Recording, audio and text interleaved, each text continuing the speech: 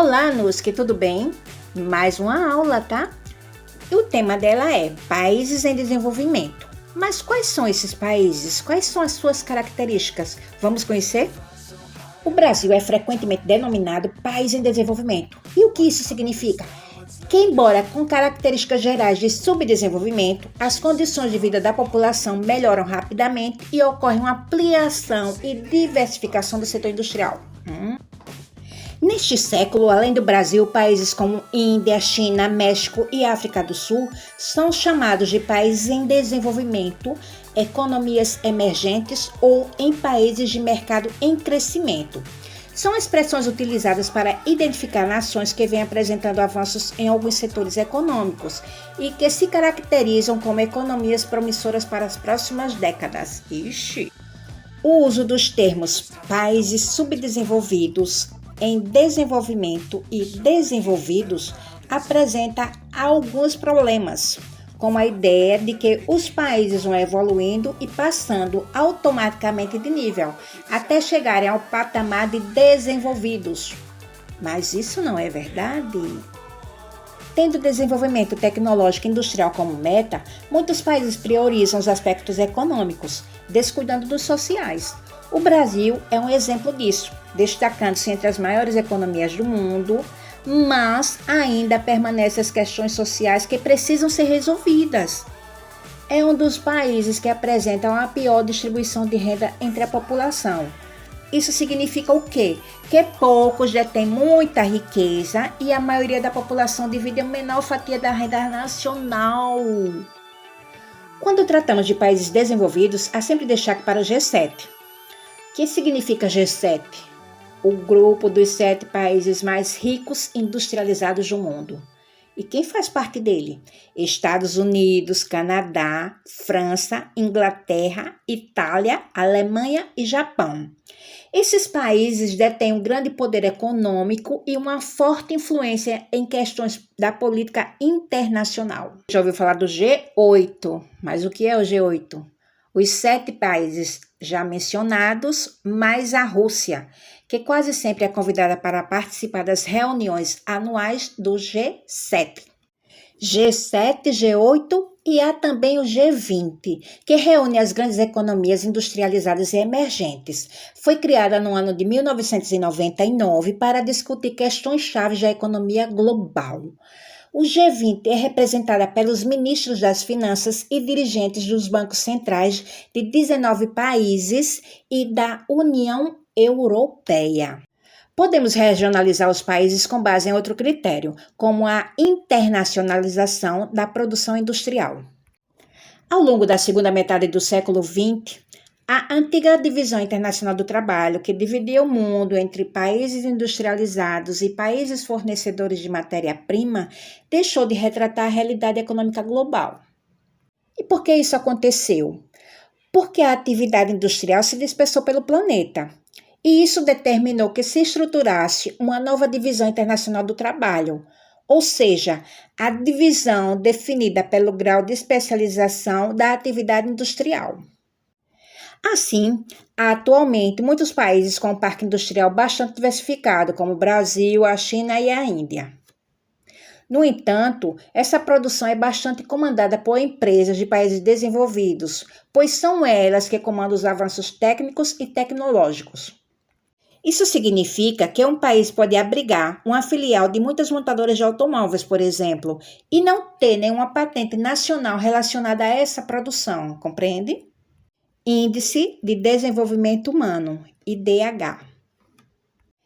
Criado pela Organização das Nações Unidas, ONU, em 1990, o IDH tem sido uma forma utilizada atualmente para medir as condições de vida nos países.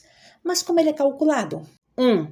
Uma longa vida e saudável, medida pela esperança de vida ao nascer, ou seja, o número de anos que um recém-nascido pode esperar viver. Esse indicador está diretamente relacionado às condições de vida de uma população, como saneamento básico, alimentação e atendimento médico hospitalar. 2. Acesso ao conhecimento, que leva em conta a média de anos de estudos da população adulta e o número esperado de anos de estudo, que significa a expectativa de vida escolar. 3. Um padrão de vida digno, medido pela renda nacional bruta por habitante. Com base nesses indicadores, calcula-se um valor cuja escala é de 0 a 1. Quanto mais próxima a 1, melhor a situação do país com relação ao IDH. O Programa das Nações Unidas para o Desenvolvimento, PNUD, em seus relatórios anuais, estabelece uma classificação dos países de acordo com o padrão de vida. Observe no mapa abaixo. Como os países estão agrupados de acordo com a classificação do PNUD? Vamos conhecer? 25% dos países de maior IDH são considerados com desenvolvimento humano muito elevado. 25% dos países que estão abaixo dos de menor IDH são considerados com desenvolvimento humano elevado. 25% dos países que estão acima dos de menor IDH são considerados com desenvolvimento humano médio. Já 25% dos países de menor IDH são considerados com desenvolvimento humano baixo. Perceba que é uma escadinha, de cima para baixo. O relatório de desenvolvimento humano de 2022 aponta que mais de 90% dos países registraram declínio na pontuação em 2020 e 2021, e mais de 40% caíram nos últimos 2 anos, segundo o mesmo relatório. Embora muitos países estejam começando a se levantar, a recuperação é desigual e parcial, ampliando ainda mais as desigualdades no desenvolvimento humano. A América Latina, o Caribe, a África subsaariana e o Sul da Ásia, em particular, foram duramente atingidos. Há limitações em classificar os países pelo IDH. Ao reduzi-los a números e colocações, pode-se incorrer em erro, pois esse índice não revela as desigualdades internas. No caso do Brasil, sabemos que há regiões com melhores condições de vida que outras. Há municípios que apresentam baixo IDH e outros com IDH que pode ser comparado ao de muitos países desenvolvidos. A expectativa de vida, assim como a taxa de analfabetismo, não é uniforme no Brasil. Dependendo da região, esses indicadores são melhores do que em algumas áreas de países desenvolvidos. Existem também desigualdades nos países ricos. Você sabia disso? Pois é, alguns que têm elevado IDH, como os Estados Unidos, França, Alemanha e Itália, entre outros, apresentam uma parcela da população vivendo em más condições. Isso mesmo, na Itália, por exemplo, as condições de vida da população do norte são superiores às condições de vida da população do sul. E isso se reflete em indicadores socioeconômicos diferentes no mesmo país, no caso. Nos Estados Unidos, há diferenças de condições de vida entre os estados. Mesmo nas grandes cidades, encontramos parcelas da população que vivem à margem das boas condições de vida. Nova York, por exemplo, é comum encontrarmos desemprego, violência e pessoas em situação de rua. Sim.